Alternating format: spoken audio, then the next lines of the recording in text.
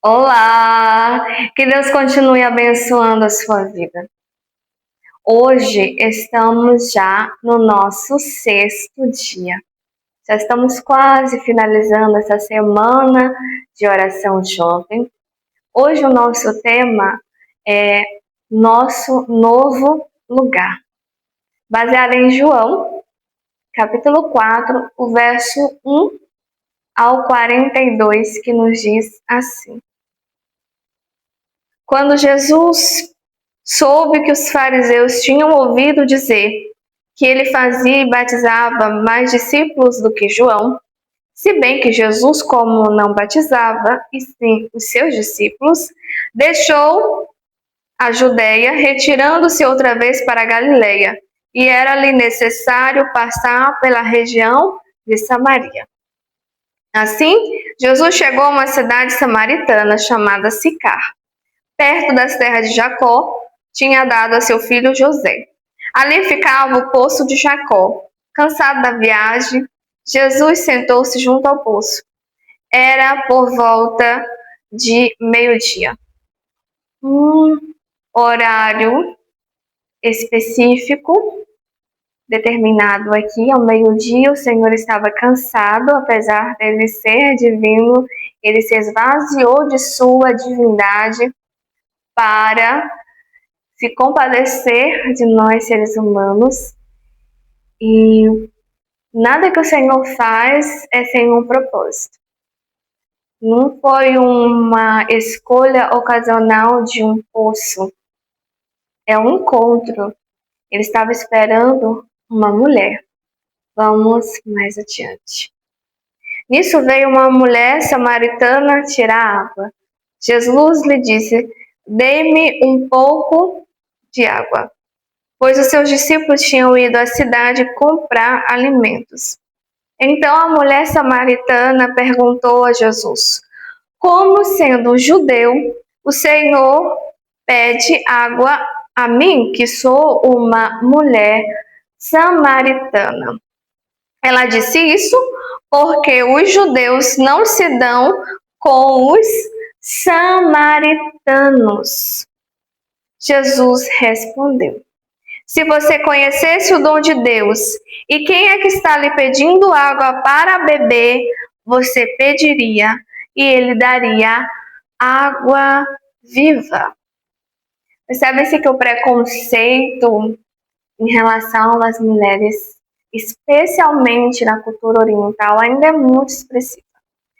E em relação ao povo judeu e os samaritanos, aqui é explicitamente entendido por nós como uma barreira cultural social rompida por Jesus. E ela, percebendo que ele tinha traços de que era judeu, ela o questionou: como é que ele está pedindo a mim água? Uma necessidade física, ele estava cansado, ele precisava de um pouco de água.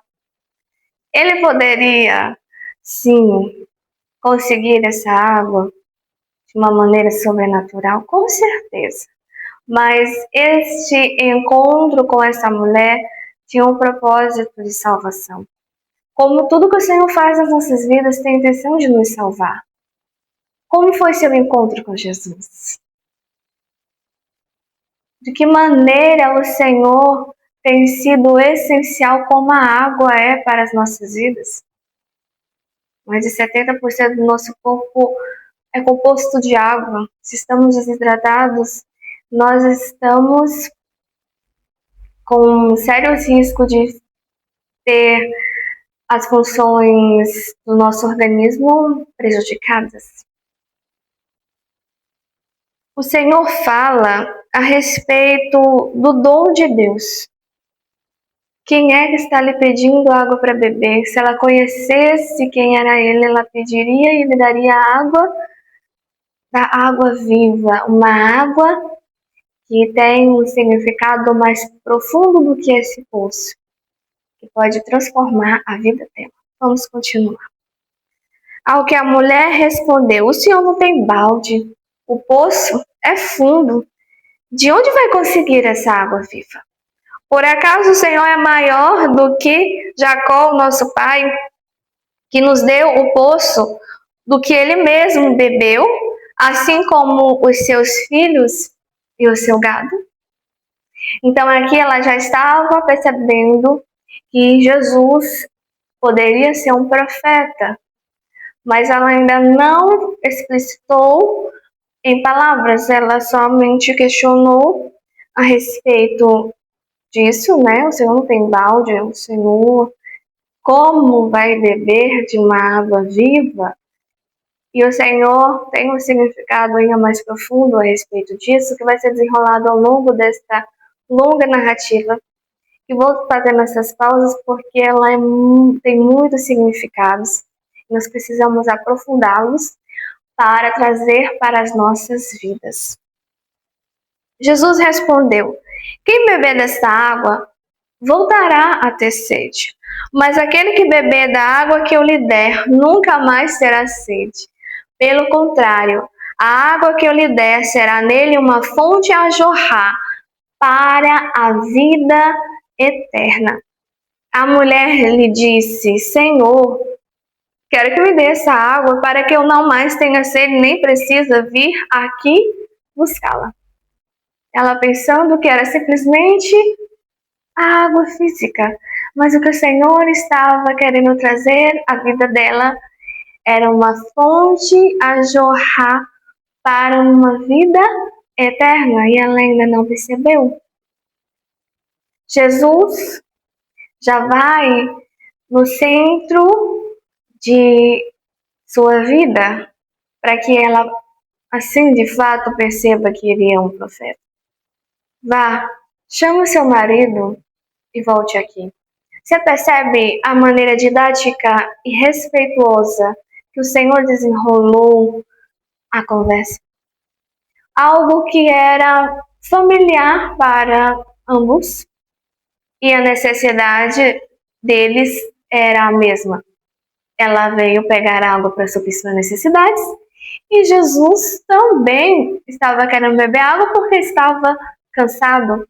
E começou-se um diálogo que o Senhor se aprofundava no entendimento de que não era simplesmente essa água, ele queria ir mais profundamente no entendimento de que é uma água para a vida eterna. Ao que a mulher respondeu: não tenho marido. Então Jesus lhe disse: você tem razão ao dizer que não tem marido, porque já teve 5. E esse agora que você tem não é seu marido. O que você disse é verdade. A mulher então lhe disse: agora eu sei que o Senhor é um profeta. Nossos pais adoravam neste monte, mas vocês dizem que é em Jerusalém é o lugar onde se deve adorar. Jesus respondeu: mulher, acredito no que eu digo, vem a hora em que nem neste monte, nem em Jerusalém, vocês adorarão o Pai, mas vocês adorarão o que não conhecem. Nós adoramos o que conhecemos, porque a salvação vem dos judeus. Mas em a hora já chegou em que os verdadeiros adoradores adorarão o Pai em espírito e verdade, porque são esses que o Pai procura para seus adoradores. Deus é espírito e é necessário que os adoradores o adorem em espírito e em verdade. Uma adoração que está muito além de um local específico, um tempo, uma localidade. Você está adorando ao Senhor em espírito e em verdade, é com o coração, meus queridos, é rendido ao altar do Senhor, é entendendo que somos dependentes dele. E essa dependência faz toda a diferença nas nossas vidas. E à medida que nós percebemos o Senhor ao longo da nossa jornada de vida, o adoramos porque Ele é digno de receber a nossa adoração. Muito mais do que Ele faz, e sim pelo que Ele é. A mulher respondeu: eu sei que virá o Messias chamado Cristo. Quando ele vier, nos anunciará todas as coisas. Então Jesus disse: eu sou o Messias. Eu que estou falando com você. Naquele momento chegaram os discípulos de Jesus e se admiraram ao vê-lo falando com uma mulher. Mas nenhum deles perguntou o que você está querendo, porque o Senhor está falando com ela. Quando a mulher deixou seu cântaro, foi à cidade e disse ao povo: venham comigo, vejam um homem que me disse tudo o que eu fiz. Não seria, por acaso, o Cristo? O Salmo 139, os versos 1 e 2, o Senhor diz que Ele nos sonda e nos conhece. E se nós nos aprofundarmos nos demais versos, Ele conhece os nossos pensamentos, conhece a nossa vida até mesmo antes de nós nascermos.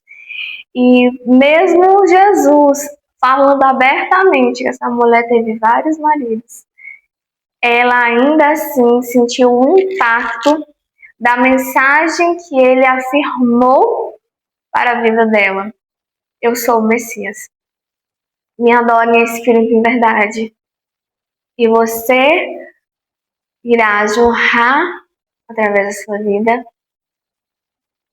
a água viva, uma água que produz uma saciedade para além desta vida, para a vida eterna. E pela empolgação dessa mulher, por saber que uma pessoa sabia do passado dela, ela disse: não seria ele por acaso o Cristo? Então saíram da cidade e foram até onde Jesus estava. Enquanto isso, os discípulos pediam a Jesus, dizendo: coma. Mas ele lhe disse: tenho para comer uma comida que vocês não conhecem. Então os discípulos começaram a dizer entre si: será que alguém lhe trouxe algo para comer? Jesus lhes declarou: a minha comida consiste em fazer a vontade daquele que me enviou e realizar a sua obra. Vocês não dizem que ainda faltam 4 meses até a colheita? Eu, porém, lhe digo: levantem os olhos, vejam os campos, pois estão maduros para a colheita.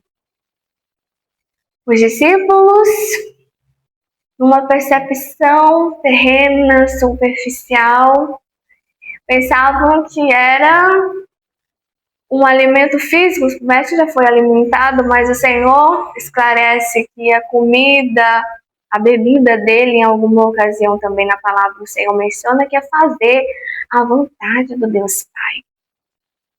Essa expressão do campo está maduro para a colheita é a nossa percepção de que muitas pessoas podem estar sim receptíveis à palavra de Deus. Depende da maneira como estamos a abordando. O Senhor nos ensina didaticamente através dessa história com a mulher samaritana. Eu me aproximo com algo que é comum entre nós, falo pontualmente a respeito do que eu tenho a oferecer, no caso é a palavra transformadora, a água da vida, para logo mais ir mais íntimo no que esta pessoa está vivendo, mas com respeito, em conduzindo essa pessoa a uma transformação de vida, a uma adoração ao Deus verdadeiro, a permitir-se jorrar não simplesmente palavras vazias, mas palavras da água viva que transforma, que sacia a nossa sede de conhecer mais profundamente a respeito do amor, da graça, do perdão de Jesus. E essa colheita que o Senhor menciona, tão relevante para as nossas vidas, É nós irmos falar aos outros como esta mulher falou com tanto entusiasmo que Jesus sabia a respeito do passado dela e ele é o Cristo. Quem colhe recebe desde já a recompensa e ajunta o seu fruto para a vida eterna, para que se alegre ao mesmo tempo o que semeia e o que colhe. Pois no caso é verdade o ditado: um é o que semeia, outro é o que colhe. Mateus, capítulo 13, ele fala a parábola do semeador. São alguns tipos de solos e isso é bem representativo. Nós estamos semeando e nós queremos que caia no solo fértil, no bom solo, para que possa ser colhido bons frutos. Mas não se preocupe se você somente semeou e posteriormente outra pessoa colheu. O importante é falar da esperança, da sua fé. Eu os enviei a colher o que vocês não semearam. Outros trabalharam e vocês aproveitarão o trabalho deles. E assim, meus queridos, nós precisamos ser unidos. Há momentos que você só vai semear, uma pessoa não vai tomar a decisão, mas depois ela vai ouvir novamente a palavra do Senhor em uma outra ocasião, por outra pessoa, e vai aceitar o chamado do Senhor. E vai até relembrar que já ouviu falar de Cristo através da sua vida. Você semeou. Outra pessoa colheu esse fruto. Mas você fez parte dessa trajetória cristã dessa pessoa, dessa jornada de fé. Em alguns momentos, a palavra vai cair num solo com espinhos e a palavra vai ser sufocada. Em outra ocasião, vai cair nesse solo que nós queremos tanto, que é um solo fértil. Irá ter uma colheita farta para a honra e glória do Senhor. Muitos samaritanos daquela cidade creram em Jesus por causa do testemunho da mulher, que tinha dito: ele me disse tudo o que eu já fiz. Nós somos porta-vozes do Senhor. De alguma forma, nós falamos às pessoas conforme elas estão vivendo. Eu, particularmente, ao orar pelas pessoas, o Senhor às vezes coloca algumas palavras na minha boca, assim, que as pessoas dizem que realmente veio de Deus, porque eu não tinha como saber o que eles estavam passando. E o testemunho dessa mulher é muito forte. Com certeza, ela não era bem vista por conta do seu passado, mas o entusiasmo que esta mulher, a maneira como ela falou de Jesus, aquelas pessoas da cidade dela creram nele. E por um testemunho próprio, ele me disse tudo o que eu já fiz. Quando, pois, os samaritanos foram até Jesus, pediram-lhe que permanecesse com eles. Jesus ficou ali 2 dias. Muitos outros creram nele por causa da palavra de Jesus. E diziam à mulher: agora não é mais por causa do que você falou que nós cremos, mas porque nós mesmos ouvimos e sabemos que este é verdadeiramente o Salvador do mundo. Identidade revelada e transformada por Jesus. Sua identidade não é definida pelo seu passado, pelos seus erros, pelos seus relacionamentos falhos ou pelo que os outros dizem de você. Sua identidade é definida pelo que Jesus revela sobre você. Uma pessoa sedenta, digna de ser vista, amada. Ele te conhece profundamente e ainda assim te aceita. Quando ele te encontra, você se encontra com você mesmo. Sua identidade não está no poço do seu passado, mas na fonte da revelação de Jesus.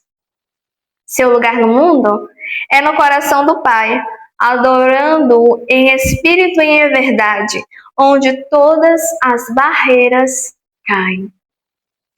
Sua missão? A mensageira da água viva. Sua missão não é pregar uma doutrina, mas compartilhar a experiência transformadora da água viva. Seu testemunho, antes de vergonha, torna-se um convite poderoso para que outros também encontrem seu novo lugar em Jesus.